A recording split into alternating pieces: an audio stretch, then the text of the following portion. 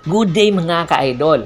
Pag-uusapan natin ang mga magagandang dilag na nakabighani sa puso ng ating mga PBA superstar or mga iniidolong PBA star. At ilan sa mga ito ay kasalukuyang naglalaro sa PBA na PBA player at ang kanilang recent na relationship, mapaasawa man or girlfriend. Dahil nga sa pagiging busy nila sa loob ng court, hindi natin alam na ito pala ang kanilang partner na nag-i-inspire sa kanila na pagbutihin pa lalo ang kanilang paglalaro sa loob ng court.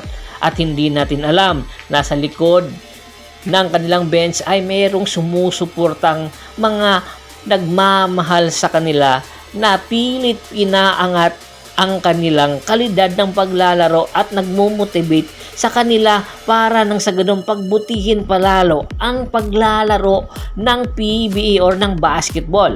At isa na nga dito sa pinakasikat ngayon na player ay si Richie Rivero na very controversial matapos nga may isang quote sa isang relationship kay Andrea Brillantes ay meron na naman itong bagong iniibig at ito nga ay si Leren Bautista na dati nang sumali sa Binibining Pilipinas.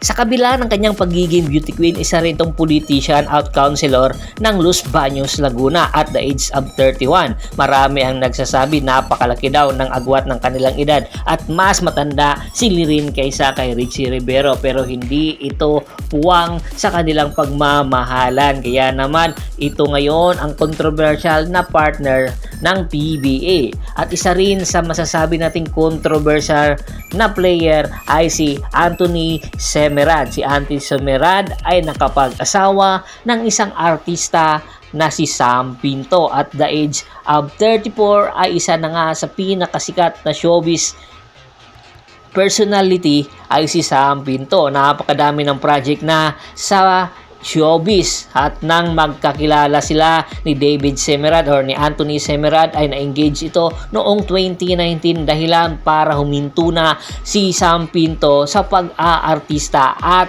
pagtuunan ng pansin ang kanilang family ni Anthony Semerad na mayroon nga silang isang supling. Kaya naman sa kabila ng pagiging hardworking ni David Semerad sa likod ng court ay sumusuporta talaga si Sam Pinto. Nagpapatunay lang kung gaano kataas or kalaki ang kanilang pagmamahalan. Kaya naman inspired ang mga fans na panoorin ang NLEX superstar na si Anthony Semerad. At marami din nagsasabi po pwede pa naman bumalik sa Sam Pinto dahil napakaganda pa rin ang kanyang pangangatawan kahit meron na itong anak.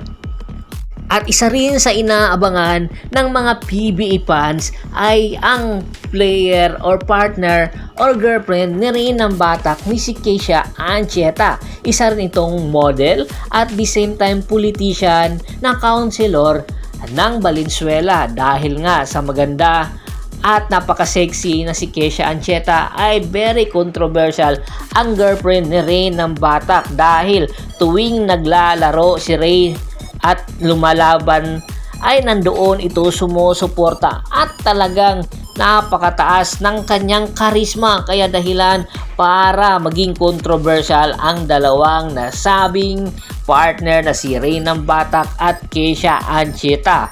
At sa katunayan talagang sa social media inilalabas ni Keisha ang kanyang saloobin noong nasa rain or shine pa si Reynang Batak na hindi nabibigyan ng minuto dahilan para ilagay nga si Reynang Batak sa trading block. At simula noon ay meron na engagement or nagpropose na si Reynang Batak sa kanyang girlfriend na si Keisha Anchieta. Samantala, marami din ang nagtatanong sino nga ba ang asawa ni Japet Aguilar. Ang asawa ni Japet Aguilar, isa rin beauty queen at ito ay si Cassandra Naidas na isang Pilipino-American. Noong 2013, naging beauty queen ito at sa katunayan, graduate ito sa De La Salle ng AB Psychology. At simula noon magkakilala sila ni Japet Aguilar ay unti-unti nang umangat ang performance ni Japet Aguilar dahil na rin sa kanyang magandang inspirasyon.